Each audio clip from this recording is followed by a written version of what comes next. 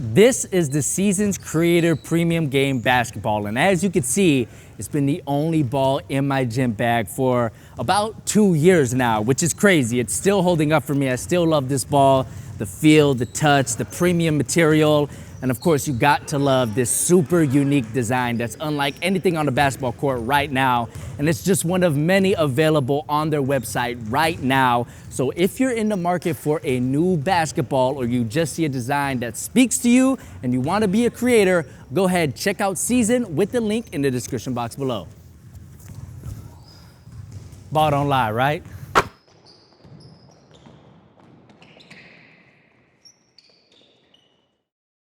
Okay, so the Kobe Bryant signature line is my favorite line of sneakers to play basketball in. And back in 2009, this was one of the best sneakers to ever hit the court. But today, I'm gonna tell you why in 2019, these are the most disappointing sneaker of the year.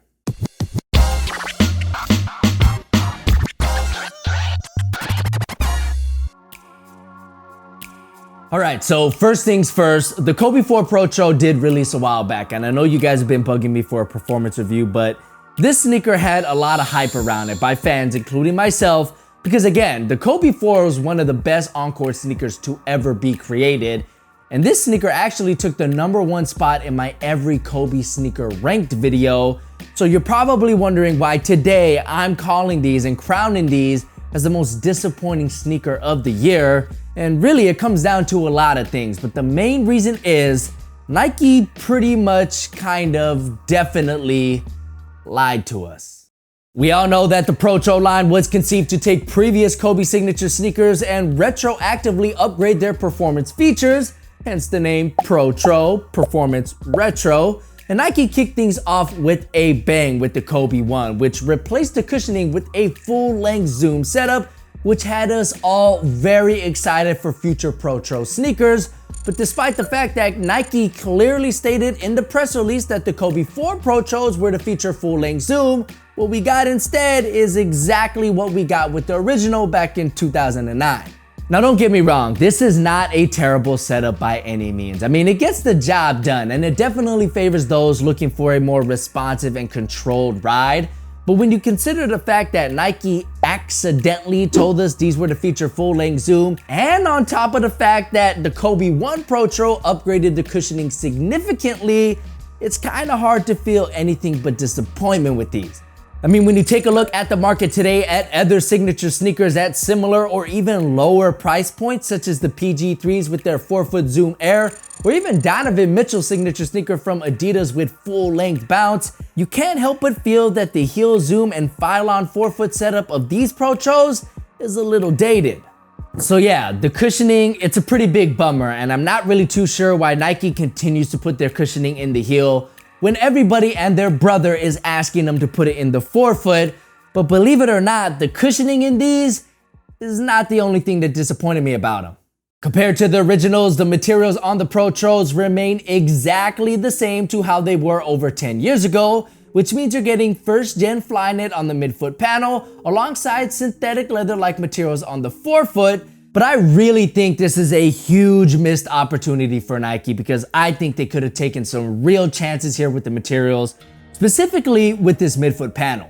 While the first-gen Flywire does work and is fairly durable, it just doesn't feel validated when you're spending $175 for what is essentially old technology. So I think Nike could have used current-gen Flywire like you see on the KD12 with their quad-axle Flywire setup. This would not only provide multi-directional dynamic containment, but also help reduce weight and provide a subtle change in materials without drastically changing the already clean aesthetics that Eric Avar designed 10 years ago. I also think Nike could have replaced the synthetic materials in the 4-foot with premium leather to provide a more luxurious and softer feel, while also justifying the jump in price. But if Nike really wanted to take things to the next level and really make these a performance retro, I really wouldn't be opposed to an engineered mesh or even a Flyknit material in the front of the shoe, which I think would help further reduce the weight and improve the fit in this area. What we get instead is exactly what you remember from the shoe when it dropped back in 2009. And if you didn't get a chance to play in the OGs, again, it does perform, it's solid, it's decent, but in 2019, it just feels a little old-fashioned. Now, not all is doomed for the Kobe IV Protro. There are a couple of good features here, one of which is the traction, which is absolutely stellar thanks to a solid rubber compound and a foolproof multi-directional full-length herringbone pattern. Try saying that 5 times fast. But the traction here on the Kobe IVs is amazing, and I often find myself keeping these in my gym bag as a safety shoe just in case I was playing on a floor that was in less than stellar condition. No matter what court I was playing on, the Kobe IV's traction absolutely held me down. So if I had to pick a standout feature in the Protros, the traction is definitely the first thing that comes to mind. As far as fit and support, the Protros again provide an identical experience to their originals, which isn't necessarily a bad thing because it is a solid system that performs above and beyond what any low-top sneaker before its time was capable of. But had Nike implemented modern materials in the forefoot and upgraded that first-gen flywire in the midfoot, I truly believe that the fit and support in the Protros could have been even better than what they already are. But on the other hand, again, it's still far from being the Protro's most lacking feature. So it's just one of those things where they didn't need to upgrade it, but since they're calling it a performance retro and they're charging us more, it would have been nice if they did do something a little different with it. I mean, you don't have to get your wife flowers on a Tuesday in the middle of March, but you should because it's a nice thing to do. Overall, at the end of the day, the Kobe IV Protro is not a bad performing sneaker, but to me, it is the most disappointing sneaker of the year because I was really excited for these, and to expect a similar reaction to the original Kobe IVs, it is unrealistic. I do get that. It's a little unfair the amount of hype I put on this sneaker, but the counter argument to that is the first Protros, the Kobe 1s, those did surprise us with a variety of upgrades that didn't make the Kobe 1 feel totally like a modern sneaker, but it did help them feel less like a relic from the past. These, however, definitely feel like a sneaker from 2009 trying to play keep up in 2019. And for a premium price of $175, it just doesn't cut it.